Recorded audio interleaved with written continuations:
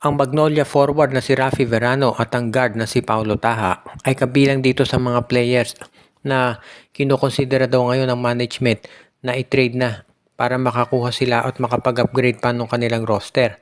Malalim na yung lineup ng Magnolia ngayon dahil nga doon sa pagkakuha kay Javi Gomez de Leano at pati na rin dito kay Chris Kun.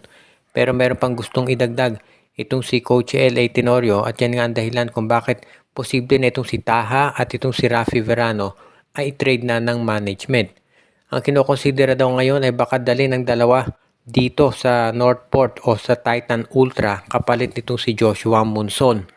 Isa yan doon sa pinag-iisipan ngayong mabuti ng management, lalo na at alam naman natin na itong Titan Ultra sinabi na open silang i-trade ang kanilang lahat ng mga players.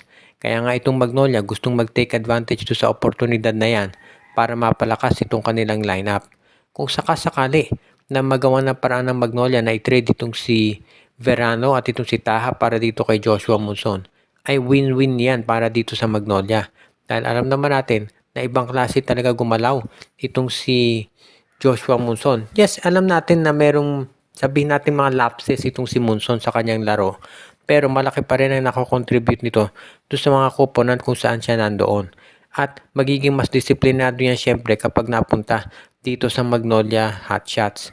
Kaya yan ang dahilan kung ba't ito si L.A. Tenorio malamang interesadong makuha ang nasabing player.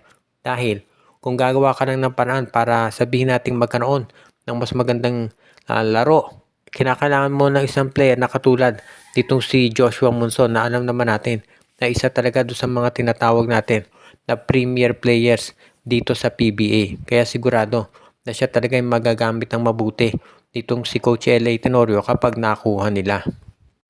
Ang Converge Fiber Xers ngayon ay sigurado pinag-aaralang mabuti kung sino-sino yung mga players dun sa bench nila ang pwedeng ma-trade para maging mas malakas at maging pang championship na yung kanilang roster.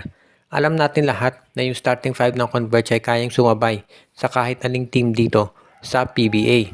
Pero ang nagiging question na lamang para sa karamihan ay kung ito bang lineup ng Converge ngayon ay meron silang bench na kaya rin tumapat dito sa mga powerhouse team sa liga. Alam naman natin na ang nagiging problema talaga dito sa Converge Fiber Xers ay kapag sinasabayan nila yung mga matitinding teams dito sa PBA katulad ng San Miguel at ng alam natin TNT, Ginebra, kinakailangan nila na magkaroon ng mas malalim na bench. Kaya nga yung ibang players dyan hindi masyadong nagagamit katulad nila Kevin Racal, AL De Los Santos at yung iba pa. Malamang iyang mga yan ay i-trade na nitong Fiber Xers. Itong si Delta Pineda at ang management ay seryoso dito sa kagustuhan nila na magkampiyon itong Converge. Yan ang kanilang ultimate goal. Hindi makapasok sa semis, hindi makapasok sa finals kung hindi magkampiyon. At para ito'y ma-accomplish, kinakailangan siyempre na magkaroon sila ng mas malalim na lineup at yan talaga yung pinag-iisipan nilang mabuti. Kaya nga ngayon, itong Fiber Xers ay pinag-aaralan talaga kung ano yung kanilang dapat gawin. Kung sakasakali, itong si Coach Delta Pineda gagawin ang lahat para masiguro na sila ay magkakaroon ng mas matinding lineup. Ngayon, kung ikaw naman itong si Coach Delta Pineda at alam mo na maraming mga teams ang interesado doon sa mga players mo, sigurado nagagawa at gagawa sila ng hakbang.